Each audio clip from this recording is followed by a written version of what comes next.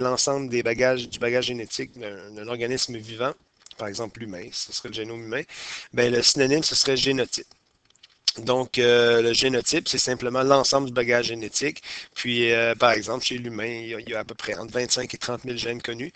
Donc, ça nous donne l'ensemble du bagage génétique. Alors que le phénotype, comme on l'a vu en classe, le phénotype, c'est juste une partie du génotype. C'est une partie du bagage génétique qui va coder pour des traits observables. Donc, c'est pas tout le bagage génétique qui va coder pour des traits qu'on peut observer, des traits observables au niveau cellulaire ou juste au niveau macroscopique là, chez un humain, là, quand on le regarde. Mais quand ça va coder pour quelque chose d'observable, on va appeler ça le phénotype. Donc, si vous regardez le dernier petit paragraphe que j'ai écrit en bas, c'est simplement pour dire que, évidemment, le phénotype, c'est une partie du génotype. Les gamètes, vous avez vu ça l'année passée, les gamètes, c'est simplement les cellules sexuées. Donc, on a besoin de la rencontre des gamètes, autant femelles que mâles, pour pouvoir produire un organisme vivant. Alors, chez l'être humain, les gamètes, ce serait l'ovule chez la femme, le spermatozoïde chez l'homme. Évidemment, les gamètes, ils contiennent la moitié du bagage génétique des autres cellules. Comme par exemple, chez l'homme, il y a 46 chromosomes, 23 paires, mais c'est pas pour rien, c'est parce qu'il y a eu l'addition du bagage génétique de la gamète femelle et de la gamète mâle. Ça fonctionne comme ça pour l'humain, ça fonctionne comme ça aussi partout dans le règne végétal. Par exemple, on pourrait parler du pollen qui est produit par les étamines, qui va s'étendre sur les pistils, qui eux autres contiennent l'ovule, etc. Donc, c'est le même principe partout. Un gène, on l'a vu en classe aussi, c'est une partie du chromosome. Donc, le chromosome, il est fait d'une longue chaîne d'ADN. Donc, s'il y a une petite partie du gène qu'on identifie, bien évidemment, ça correspond à une partie d'ADN. Puis cette petite section-là, elle code pour un caractère précis, pour une protéine à produire précis, comme on l'a vu en classe. Donc, ça, c'est un gène, une partie d'un chromosome. Un allèle, qu'est-ce que c'est? C'est les différentes versions que peuvent prendre un gène. Donc, si on prenait sur la paire de chromosomes numéro 15, qui code principalement pour la couleur des yeux, ben, il y a l'allèle brun et il y a l'allèle qui est bleu. C'est deux versions que peuvent prendre ce gène-là. On va parfois parler de chromosomes, en passant, là, de chromosomes homologues. Les chromosomes homologues, ce serait le chromosome 15 donné par la mère et le chromosome 15 donné par le père. Donc, les deux chromosomes 15, c'est des chromosomes homologues. C'est juste la même paire de chromosomes qui codent pour la même chose. Il y en a un qui vient de la mère, il y en a un qui vient du père. Donc, ça s'appelle des chromosomes homologues. Donc, pour venir aux allèles, un allèle, c'est les différentes versions que peuvent prendre un gène. Ici, il y a deux types d'allèles possibles. Il y a des allèles dominants et des allèles récessifs.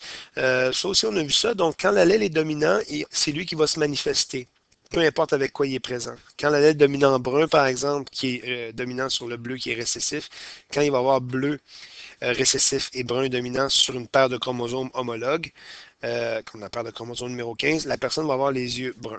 S'il y a deux allèles dominants, évidemment, la personne va avoir les yeux bruns.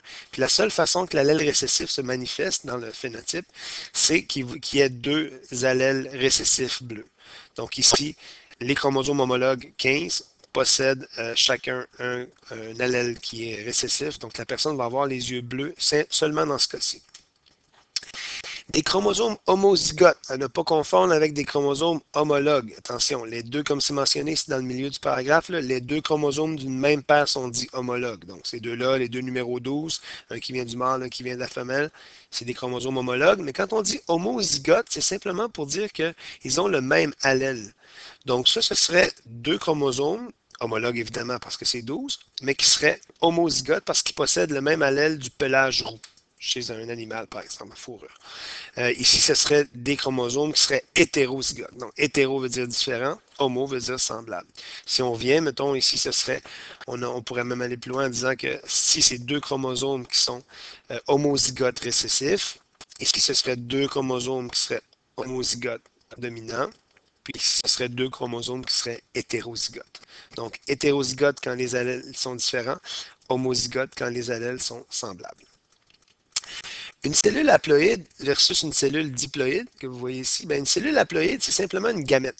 Quand je vous ai dit tantôt que le spermatozoïde et l'ovule, ils contiennent la moitié du bagage génétique du reste des cellules du corps humain, c'est parce qu'elles possèdent justement un bagage génétique qui est appelé à se mêler à l'autre gamète. Donc, une cellule haploïde, c'est simplement une cellule sexuée.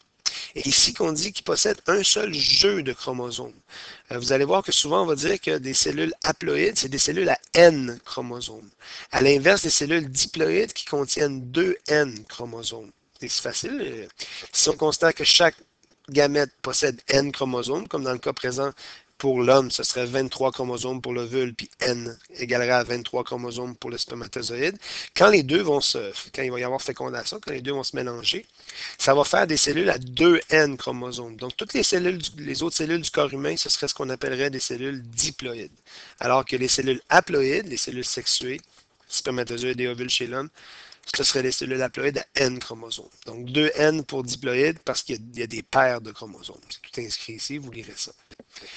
Les deux dernières choses qu'il nous reste à voir, c'est la mitose puis la méiose. La mitose, c'est simple, pensez à une reproduction de cellules identiques. Si par exemple quelqu'un a besoin d'une réparation de tissu, des nouvelles cellules qui doivent être produites, des nouveaux globules rouges à être produits par la moelle osseuse, il faut en faire des identiques, des semblables.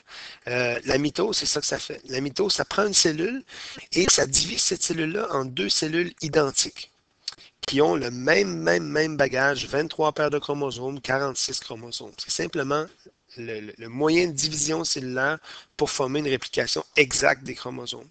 Donc, vous avez vu l'année passée les différentes étapes, prophase, anaphase, métaphase, télophase. C'est pas à savoir pour cette année, vous les avez vus l'année passée, si vous vous en souvenez, tant mieux.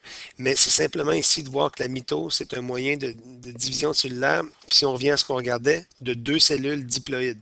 Donc, une cellule diploïde qui va en former deux semblables diploïdes. Donc, n'importe où dans le corps humain. Mitose. La méiose, retenez que ça se fait dans les glandes sexuelles. Donc, les glandes sexuelles, par exemple les testicules chez l'homme puis les ovaires chez la femme, ce sont des glandes qui produisent des gamètes.